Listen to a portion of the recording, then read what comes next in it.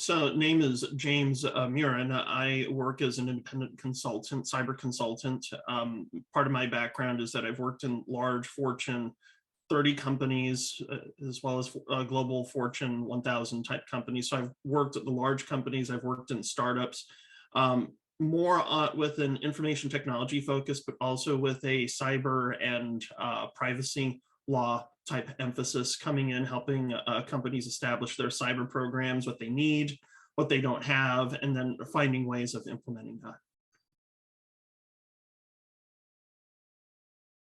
I was actually at a customer site comparing some of their active shooter training, and all they could do was the eye roll going through it as he said, you know, I'm going to forget about this tomorrow, and it doesn't feel relevant, and it doesn't seem, you know, I really wonder if I could handle an active shooter situation after watching this training. After watching your training, it's like, okay, this is a bit more specific. It's in bite-sized chunks. That's really important. We also go over the correct answers and the incorrect answers and why those are the incorrect answers. That's also very helpful. So I felt better prepared for an active shooter situation after going through your active shooter training versus any of the others I've seen in the past.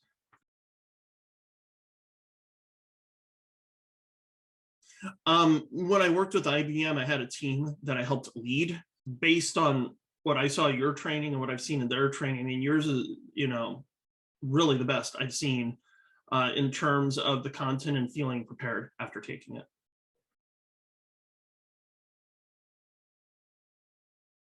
I think that's important. I think it was important that there were bite-sized chunks in that step-by-step. I think it was important to make it relevant. In other words, as I go through a step, okay, look in your environment, look around you, because every environment's different, and this is virtual training. So we need to make it relevant to what's around us. Specifically, there's an exit door over here. Is that the best exit? Maybe, maybe not, because the situation may call for using a different exit if that one's blocked. Those kind of specifics were very, very important, and I think very useful. Yeah, again, I think that was a huge deal. It's one thing when you're doing a thing and you're like, okay, I can answer this multi-choice question and I got it right, yay. But at the same time, when you go through those wrong answers, you start saying, you know, I thought of that, but maybe I didn't choose it, maybe I would have, but I get to see why it's not the right answer, why you know, that it's not the thing to do.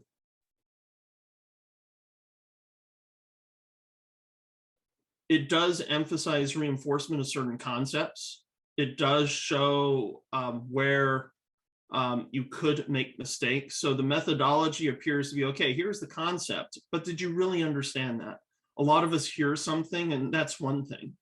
It's like throwing a punch. It's like practicing a takedown. Okay, I read about it. I saw a video on it, but until you actually walk through it with someone, you really don't obtain the full value. And I think this training comes closer to that ideal, that it gets you to think. It helps you apply what you're doing to a specific situation and looking at your environment and getting in the frame of mind of how you should react or behave in an active shooter situation.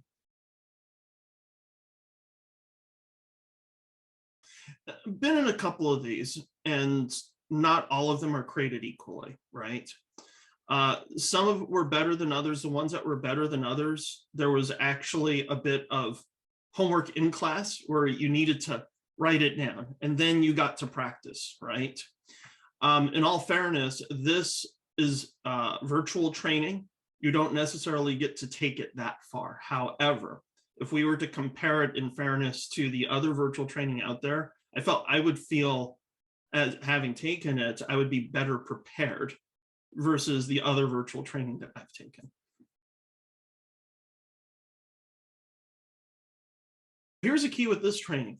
There may be a desire to roll this out relatively quickly, and to balance the speed and effectiveness in terms of the value of the delivery and what is retained versus having someone come on site and doing a slow rollout, which can be very difficult to do. And I think when you balance those, that's where this particular training really shines, that you get that practice just short of doing it on site.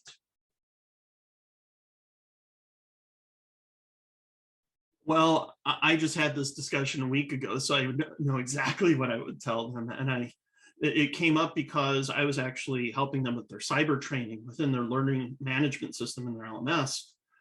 And it came up that we had our discussions, and I thought, it's like, you know what? Just about every company has this concern about active shooter situations. So I asked him, do you have an active shooter training? He said, sure thing. And so we sat down, we watched some of it. And as I told you before, he just shook his head. It's like, I passed, but do I feel confident? No, I don't.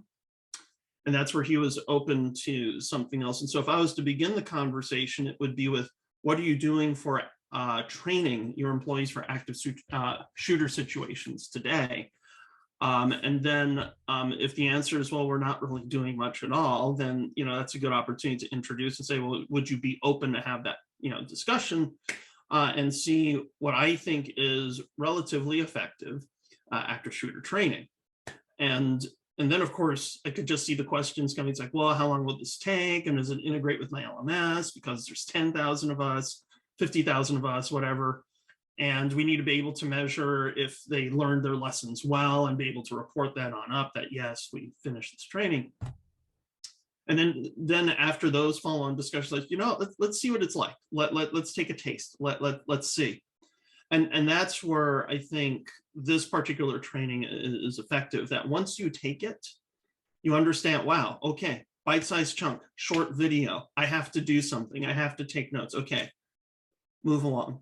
And I think at that point, it becomes a much easier proposition to someone who's looking to invest in active shooter training. Oh, goodness.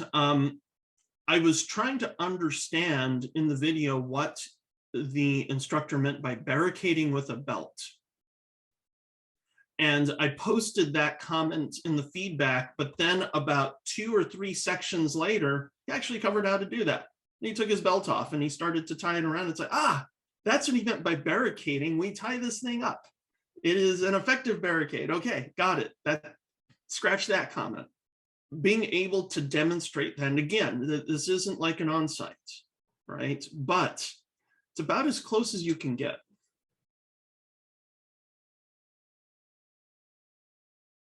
Pretty well. I've taken quite a few active shooter trainings, so I've come in with a baseline of knowledge. And I was like, okay, know this. Ooh, this is a new nugget. So I would say that this particular training, the method is effective if you're looking to get in the practice and such within a short amount of time. It's effective for that.